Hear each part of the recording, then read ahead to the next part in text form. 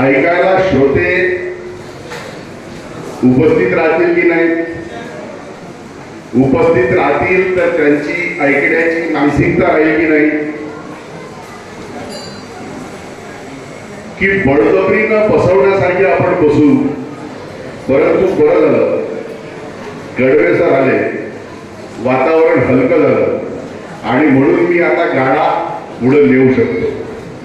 आदरणीय व्यासपीठ, धनगर अधिकारी कर्मचारी संघटना महाराष्ट्र राज्य जिल्हा शाखा नागपूरचे समस्त पदाधिकारी, उपस्थित सर्व पालक, विद्यार्थी, त्यातल्या त्यात गुणवंत विद्यार्थी, नवनियुक्त कर्मचारी, सेवानिवृत्त कर्मचारी, यांना सगळ्यांना अभिवादन करतो. आणि मी पण जास्त बोजड बोलणार नाही याची दक्षता घेतो. मला माहिती आहे कार्यक्रम लांबला आहे आणि पूर्वसुरीच्या वक्त्यांना ऐकता ऐकता आपण आपल्या डोक्याचा भुगा झालेला असतो. आता ऐकण्याची मानसिकता नसते, तेवढी बौद्धिक क्षमता शेवटी उरलेली पण नसते.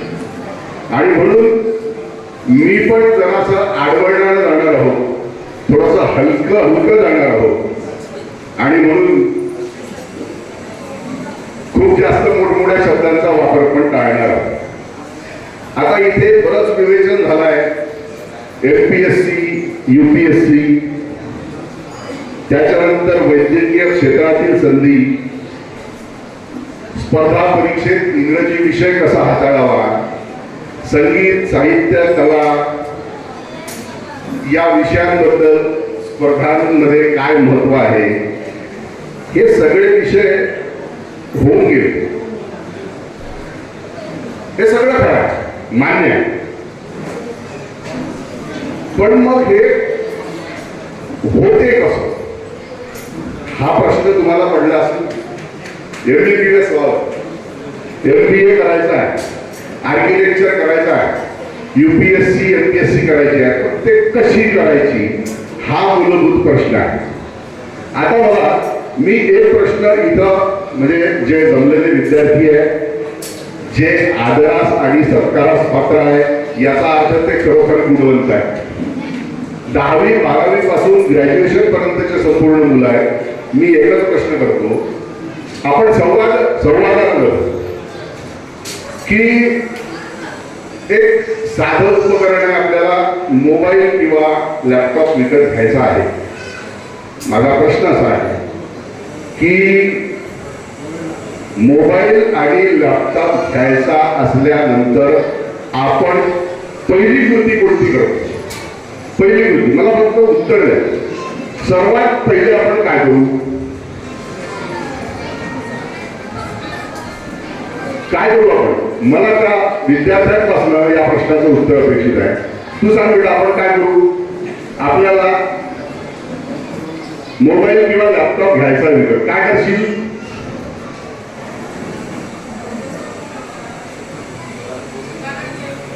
दुकानात जाशील. आणखी पुन्हा कोणी काय करेल? ऑनलाईन मागवेल. कोणी काय करेल? सर्च करशील. सर्च गुगल पावावर. माझ्या मते आपण यातलं सुरुवातीला काहीच करत नाही. आपण आपल्या आई वडिलांजवळ मला मोबाईल किंवा लॅपटॉपची किती नितांत गरज आहे हे पटवून देण्याचा पहिला प्रयत्न असतो. सरळ दुकानात जाऊन मोबाईल किंवा लॅपटॉप आणायची आपली आर्थिक क्षमता नसते. मग आपण जातो सर्वप्रथम आई वडिलांकडे, त्यांना अक्षरशः पटवतो. आई वडिलांपैकी त्यातल्या त्यात आईला पहिले पटवतो, कन्व्हिन्स करतो. आपला कन्व्हिन्सिंग पॉवर तेव्हा खूप जास्त उच्चांकी क्षमतेवर असतो. आईलाच आधी कन्व्हिन्स करतो, कारण आपल्याला हे पण माहिती आहे की बाबा आधीच आईला पटलेले आहे. म्हणजे वेगळ्या अर्थाने जाऊ नका.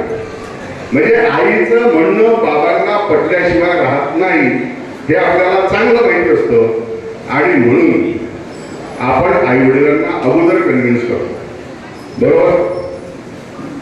तिकडून होकार आला की आधी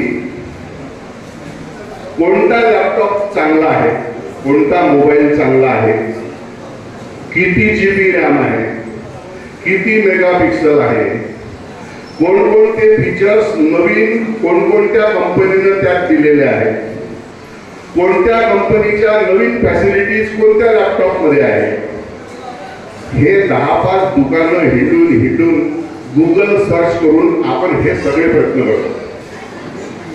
मग शेवटी आपल्या समोर एक पर्याय असतो की आपण 2 मोबाईल किंवा 2 लॅपटॉप कंपॅरेटिव्ह स्टडीसाठी ठेवलेले असतात आणि त्यातनं एक आपल्याला घ्यायचा असतो आणि मग तो ऑनलाईन मागवावा की ऑफलाईन या द्वंद्वामधून बाहेर पडल्यानंतर आपल्या दृष्टीनं चांगला असलेला, आपल्याला पाहिजे असलेला तो लॅपटॉप, तो गेमिंग लॅपटॉप आहे की नाही आहे हे सगळं पडताळल्यानंतर तो लॅपटॉप आपण ऑनलाईन किंवा ऑफलाईन विकत घेतो, तेव्हा तो घरी येतो. आता प्रश्न असा आहे की एक लॅपटॉप घ्यायसाठी इतके उपद्व्याप करणारे आपण, ज्या करिअरवर आपलं जीवन आधारलेलं असणार आहे आणि ज्या प्रोफेशन मध्ये राहून आपण आपल्या आयुष्यात सार्थकी लावणार आहोत, त्या करिअर बद्दल इतकं चिकित्सक कधी आपण असतो का? ज्या प्रोफेशन मध्ये आपल्याला जायचं आहे तिथे जर इतकी चिकित्सक दृष्टी आपण वापरू शकलो तर जीवनाचं सार्थक झाल्याशिवाय राहत नाही. आणि right profession to the right man हे आमचं ब्रीद आहे. Right profession to the right man हे झाल्याशिवाय राहत नाही. मग त्यासाठी काय करायचं असते? Right profession to the right man हे सहजासहजी घडून येणारी प्रक्रिया नाही. मग आधी काय करायचं असते की आपला कल कुठे आहे, व्हॉट इज युअर इंटरेस्ट, मला काय आवडतं, मला स्वची जाणीव झाली पाहिजे, माझ्या कोण दडलाय हे महत्वाचं आहे, माझ्यात सिंगर आहे, माझ्यात रायटर आहे, माझ्यात पेंटर आहे, माझ्यात आर्किटेक्चर आहे की माझ्यामध्ये डिरेक्टर आहे, हे मी आधी पाहिलं पाहिजे. आपल्या आवडी निवडी तपासून आपण पुढचा मार्ग पादाक्रांत करायला पाहिजे. कारण असं आहे की तुमचा कल, तुमचा इंटरेस्ट आणि तुमची आवड सोडून जेव्हा तुम्ही एखाद्या प्रोफेशन मध्ये जाता तेव्हा तुम्ही तिथे सुखी नसता. तुम्हाला तुमच्या कामाचा आनंद घेता येत नाही आणि अवतीभोवतीच्या सहकार्यांना तो देता येत नाही. ज्याला कामाचा आनंद घेता येतो आणि जो आनंद दुसऱ्यांना देऊ शकतो तो खरा आनंदी आणि त्याचं प्रोफेशन, जसं मी म्हटलं की right profession for the right man. हे झालं आपलं इन्क्लिनेशन, आपली आवड आहे ते आपण आधी समजून घेतलं पाहिजे.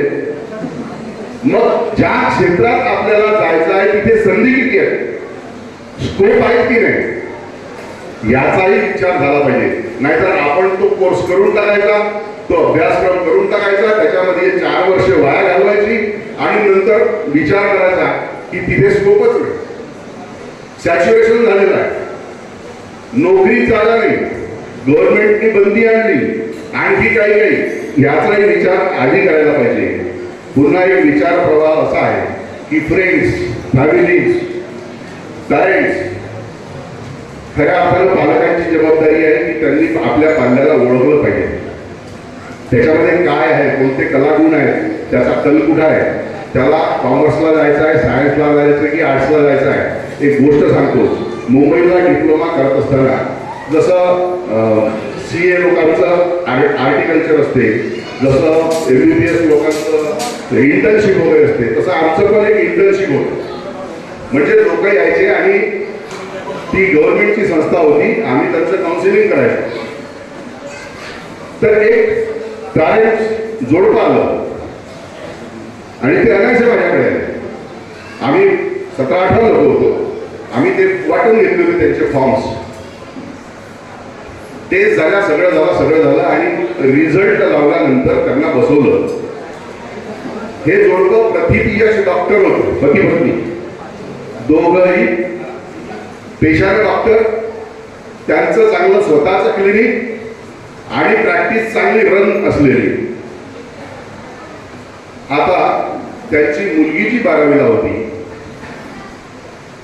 तिचा जो ऍप्टिट्यूड टेस्टचा रिझल्ट होता तो माझ्याजवळ होता. मी त्यांना म्हटलं तुम्ही जरा बाहेर बसा, मला हिच्याशी अगोदर बोलायचं. त्या मुलीशी जेव्हा बोललो तेव्हा आश्चर्य या गोष्टीचं होतं, कारण मलाही एक क्लिक इकडे असं होतं की आई डॉक्टर, वडील डॉक्टर, म्हणजे मुलगी पण डॉक्टर व्हायचा तिचा कल असणार, पण तसं बिलकुल नव्हतं. आणि म्हणून मी त्यांना बाहेर पाठवलं. मुलीला म्हटलं तुझ्या घरातलं वातावरण हे सगळं वैद्यकीय वातावरण, तुझा कल, मला माझं काही चुकलं का इकडे, माझ्या टेस्टमध्ये काही चुका झाल्या का? सर म्हणे नाही, बिलकुल तुमचा जर कल वेगळा आलेला असेल तर तो बरोबर आहे. तर मी म्हटलं तू मला आर्ट्सची विद्यार्थिनी वाटत आहे. हो म्हणे सर. म्हटलं मग तू असं वातावरण असताना असं कसं? मग काही वाचन नाही का तुझं? म्हटलं काय म्हणजे साहित्याचा काय संबंध आहे तुझा? आश्चर्य मी तुम्हाला सांगतो की तिने चार्ल्स डिकन वाचला होता, विलियम ब्लेक वाचला होता, विलियम वर्ड्सवर्थ वाचला होता, शेक्सपियर वाचला होता, आचार्य अत्रे वाचले होते, पु ल देशपांडे वाचले होते, कुसुमाग्रज गोविंदाग्रजांना पळून राहिली होती. प्रचंड वाचन, इंग्रजी, हिंदी, मराठीचं प्रचंड वाचन, आणि डॉक्टर लोकांच्या घरात जन्म घेतला. मग मी त्यांना बोलावलं, तिच्या आईवडिलांना बोलावलं. त्यांचं पिअर प्रेशर होतं पोरीवर की आपला दवाखाना आहे, तू MBBSलाच जायचं, तू डॉक्टरच व्हायचं, मी डॉक्टर आहे, तुझी आई डॉक्टर आहे, तुला पण डॉक्टर व्हायचं आहे. इतकं प्रेशर त्या पोरीवर होतं. पोरगी अक्षरशः रडत होती, तिला तिकडे जायचं नव्हतं. डॉक्टर पती पत्नी सुद्धा आपल्या मुलीचा कल ओळखला नव्हता. हे पालकांची जबाबदारी मी इथे अधोरेखित करतो की असं नसते तुमच्या पोटी जन्माला आलेलं मूल डॉक्टरच झालं पाहिजे असं बिलकुल नाही. त्याचा कल आणखी कुठेतरी असू शकतो, पत्रकारिताकडे असू शकतो, जर्नलिझमकडे असू शकतो. मी त्या कधी कधी आम्हाला विद्यार्थ्यांपेक्षा पालकांचं समुपदेशन जास्त करावं लागतं, त्यांचं माइंड वॉश करावं लागतं, ब्रेन वॉश करावं लागतं. त्यांना समजावलं तुम्ही असं करू नका. ही मुलगी ही प्युअरली आर्ट्सची मुलगी आहे, हिला BA ला जाऊ द्या, English medium with English literature तिला करू द्या आणि ती त्या प्रांतातच सक्सेस होईल. अन्यथा तिला MBBSचं ओझं होईल. उद्या तुमच्या कानावर वाईट बातमी यायला नको म्हणून आताच खबरदार करतो. शेवटी ते मानले. आज ते विद्यार्थ्यांनी MA इंग्लिश करतात आणि ती जर्नलिझम करणार आहे, म्हणजे तिचा कल असा आहे. म्हणून पालकांनी आपल्या विद्यार्थ्यांवर जबाबदारीचं ओझं टाकल्यापेक्षा आपल्या अपेक्षांचं ओझं लादू नका, त्यांना त्यांच्या कलानं जाऊ द्या. त्यानंतर एक घटक महत्वाचा आहे की आपली पर्सनॅलिटी आपल्याला लक्षात घ्यायची. आपली पर्सनॅलिटी कशी आहे, आपले स्ट्रेंथ काय आहे, आपले विकनेसेस काय आहे, आपल्यातल्या कमतरता कोणत्या आहे, उणीवा कोणत्या आहेत, आपण ते करू शकतो का? मला MBA करायचं आहे, मॅनेजमेंटला जायचं आहे, पण त्या क्षमता माझ्यात आहे का हे लक्षात घेणं हे गरजेचं आहे. आणि शेवटी प्रश्न उरतो फायनान्स. ज्या कोर्सला आपल्याला जायचं आहे त्या कोर्सला जाण्यापुरती आपली आर्थिक परिस्थिती आहे का? तो कोर्स समजा जर 7 लाखाचा असेल तर आपलं तेवढं इन्कम पाहिजे. 20 लाख रुपये जर आपण खर्च करू शकतो तरच कल्याणा तिकडे पाठवा, अन्यथा उद्या त्या आर्थिक प्रश्नापायी त्याचं शिक्षण अर्धवट त्याला सोडावं लागेल. त्याला पर्यायी शिक्षण आपल्याला उपलब्ध करून देता येईल. हे सगळे घटक लक्षात ठेवून कन्फ्युजन जर दूर करायचं असेल तर मग सायकोमेट्रिक टेस्ट कराव्या लागतात. आमच्या भाषेत त्यांना सायकोमेट्रिक टेस्ट म्हणतात. सायकोमेट्रिक म्हणजे आपण तुम्हाला पागल समजतो आणि म्हणून काही अशा टेस्ट असतील असं बिलकुल नाही. पेपर पेन्सिल टेस्ट असतात. अनेक वर्ष मानसशास्त्रज्ञांनी अनेक प्रयोग करून सॅम्पल्स घेऊन तयार केलेल्या त्या टेस्ट असतात आणि त्या टेस्टच्या माध्यमातून सायकोमेट्रिक अनालिसिस करून नंतर तुमच्या काय ॲप्टिट्यूड आहे हे आमच्या लक्षात येतं आणि नंतर 1 to 1 असं बसून आम्ही प्रत्येक विद्यार्थ्याचं काउन्सिलिंग करत असतो. त्याला योग्य मार्गदर्शन आणि योग्य दिशादर्शन करण्याचं काम आमचं असते. आणि म्हणून आता 5,000च्या वरती कोर्सेस आहेत. आपण जर एखाद्याला विचारलं की 10 कोर्सेसचे नाव सांग तर तो जास्तीत जास्त 2-4 कोर्सेस सांगू शकेल. परंतु इतके सगळे कोर्सेस, इतक्या सगळ्या ज्ञानशाखा आणि त्याच्यातून आपल्याला एक निवडायचं आहे. म्हणजे महासागरामधून एक बिंदू, एक थेंब निवडण्यासारखा आहे. महाकरियर पोर्टल म्हणून एक पोर्टल आहे. 9वी ते 12वीच्या विद्यार्थ्यांसाठी तिथे रजिस्ट्रेशन करा. तिथे सुद्धा तुम्हाला इन इंडिया अँड अब्रोड आणखी 14 देशांमध्ये कोणकोणते कोर्सेस आहेत, कोणकोणत्या शिष्यवृत्त्या त्याच्यासाठी मिळतात, या सगळ्यांना भरपूर विवेचन त्या महाकरियर पोर्टलवर करण्यात आलेलं आहे. आता हे सगळं आपण करणार आहोत. त्याचं अंतिम ध्येय एकच आहे की आपल्याला भरपूर पैसा पाहिजे, चांगलं जीवनमान जगायचं आहे. तर मला भरपूर पैसा लागणार आहे, म्हणून आम्हाला एक चांगलं प्रोफेशन पाहिजे, ही आपली एक अट असते. पण पैसा तेवढाच कमवा जेवढा तुम्हाला त्याची गरज आहे. आता मी थोडासा विषयाच्या बाजूला जाऊन बोलतो. आणि आता हे जे लोक करत आहेत कर्मचारी संघटनेसाठी, धनगर समाज संघटनेसाठी, हे आपल्या पदरचे पैसे खर्चून करत आहेत. वाचलाच तो पैसा तर या अशा संघटनेच्या कामांना लावा. गरजा जास्त वाढवू नका. कारण काय होते, आपण गरजा वाढवतो, आपला 1 लाख रुपये महिना इन्कम असते, 1 लाख रुपयात त्या गरजा भागत नाही आणि म्हणून आपण करप्शनकडे वळतो. कारण आपल्या गरजा महिन्याच्या 1.5 लाखाच्या असतात, आपल्याला 1 लाख मिळतो. 50,000चं करप्शन करण्याचे मार्ग आपल्या गरजा आपल्याला दाखवत असतात. आणि म्हणून मग भ्रष्टाचार बोकाळतो. पैशानं आनंद विकत घेता येत नाही, हे लक्षात ठेवा.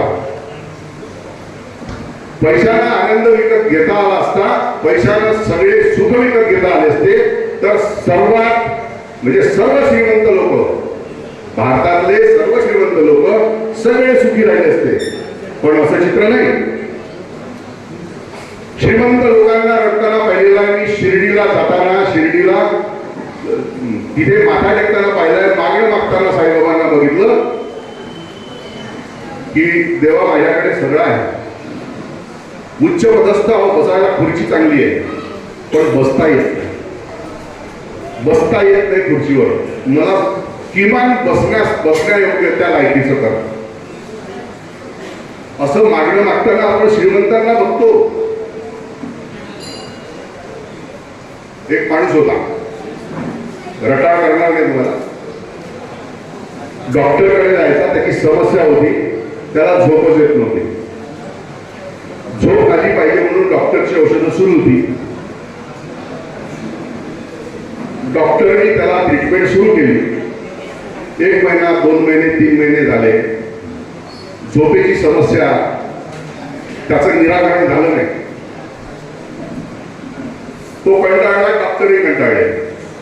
पुन्हा एकदा जेव्हा गेला 3 महिन्यांनी, साहेब म्हणे त्या औषधांचा काय परिणाम झाला नाही, कसं करायचं? डॉक्टर म्हणे आता यार मी पण तुला काय देऊ शकत नाही, माझा उपचार इथे संपला. आता तू एक काम कर, 1 किलोमीटर दूर एक साधू महाराज राहतात, त्यांच्याजवळ जा, त्यांच्याजवळ काहीतरी उपाय सापडल्याशिवाय राहणार नाही. हा त्या साधू महाराजांकडे गेला. त्यांना आपली समस्या सांगितली की साधू महाराज असं असं आहे, 3 महिने झाले उपचार घेतले, पण आता डॉक्टर हारले. डॉक्टरांनी सांगितलं की तुमच्याकडे जा, तुमच्याकडे काहीतरी उपाय सापडेल. त्यांनी विचार केला की डॉक्टरांनी जे नाही केलं ते मी कसा करू शकतो, पण याचं समाधान करणं माझं कर्तव्य आहे.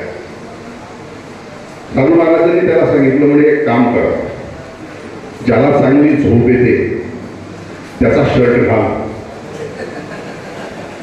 ज्याला खरोखर झोप येते त्याचा शर्ट घालून तू झोप, तुला झोप येऊन जाईल. हा पुन्हा त्या डॉक्टरकडे गेला. साहेब म्हणे तुमचा शर्ट द्या. म्हणे का? त्यांनी सांगितलं की त्याला चांगली झोप येते, त्याचा शर्ट घातला की मला झोप येईल. डॉक्टर म्हणे तुला कोणी सांगितलं मला झोप येते? म्हणे हो बस झालं. तुला कोणी सांगितलं मी चांगला झोपतो? नाही मग मला वाटलं तुमची चांगली प्रॅक्टिस आहे, तुम्ही झोपत असाल. नाही म्हणजे 2 महिने पहिल्यापासून ते एक नवीन हॉस्पिटल तिकडे उघडलं तेव्हापासून माझी झोप खराब आहे. मग चला म्हणे तुम्ही माझ्यासोबत, आपण दोघंही शर्ट पावतो. मग एका वकिलाकडे गेले, दोघं गेले. त्यांना म्हणे तुमचा शर्ट द्या, आम्हाला झोपेची समस्या आहे. म्हणजे तुम्हाला कोणी सांगितलं मला झोप येते? मी पण नाही झोपत. म्हणजे चला आमच्यासोबत करा. इंजिनिअरकडे गेले. इंजिनियर म्हणे मला पण झोप येत नाही, हल्ली फास्ट सॅच्युरेशन इकडे झालेलं आहे, चला आमच्यासोबत. हे सगळे 5-25 लोक मिळाले या पुढाऱ्याकडे गेले.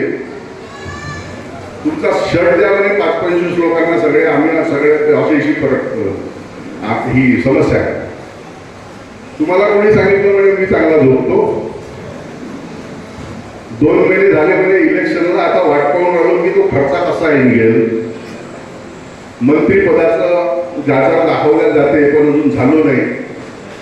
पुढच्या 5 वर्षात तेवढा पैसा निघते की नाही जो खर्च झाला इलेक्शन मध्ये, या परेशानीत मी झोपणार. चला आमच्यासोबत. हे चालले सगळे 5-25 लोक चालता चालता थकून गेले. एका आंब्याच्या झाडाखाली बसले. शेतकरी एक आपलं शेत नांगरत होता, उघडाच होता.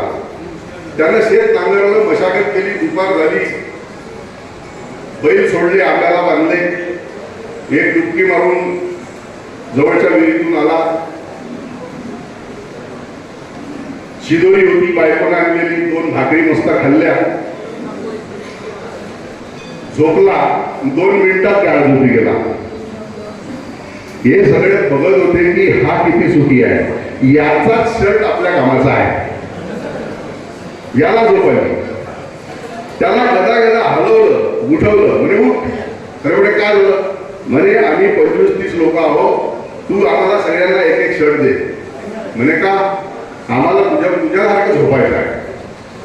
म्हणे बा 25-30 शर्ट जर माझ्याकडे असते तर मी उघडा वेगळा कशाला इथं आलो असतो. म्हणजे निसर्ग सुद्धा असं वागतो, ज्याच्याजवळ काही नाही त्याला झोप दिलेली आहे, आणि ज्याच्याजवळ सगळं आहे त्याला झोपच नाहीये. म्हणून पैसा तितकाच कमवा जेवढा तुमच्या गरजेचा आहे, आणि जो गरजेचा नाही आहे तो अशा संघटनांच्या कामाला द्या, तेव्हा आपलं कल्याण झाल्याशिवाय राहणार नाही. शेवटी जाता जाता असं म्हणेल की अगर तुझमें हिरे की शिफत है, शिफत म्हणजे लायकी, योग्यता. हे सगळं सांगण्याचं कारण हेच आहे की अगर तुझमें हीरे की सिफत है तो रात के अंधेरे में मिल, वरना दिन के उजाले में तो कांच के टुकड़े भी चमकते. जय हिंद. धन्यवाद. धन्यवाद श्री मोहन बेलकर सर. स्पर्धा परीक्षा आणि विद्यार्थी करिअर यावर आपलं अतिशय मार्मिक स्पीच या ठिकाणी सर्व विद्यार्थ्यांना दिलं. यानंतर आपण 12वीच्या विद्यार्थ्यांचा सत्कार घेणार आहोत. सर्व विद्यार्थी, पालक, सर्व कर्मचारी, बंधू भगिनी, सर्व समाज